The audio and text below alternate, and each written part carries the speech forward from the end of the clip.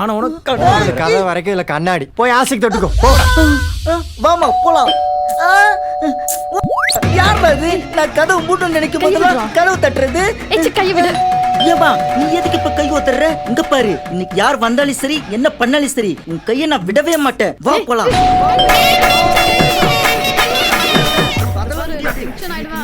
குரங்கு கையில பூமால வாய்ப்பே இல்ல. ஆமால மறுபடியுமா? சொல்லு சத்யா. வீட்டுக்கு வெளியில ஒரு பொண்ணு நிக்குதான்னு பாருங்க. இதோ பாக்குறேம்மா. ஆமாமா, ஒரு பொண்ணு நிக்கிறாங்க. அந்த பொண்ணை நான் தானுங்க வர சொன்னேன்.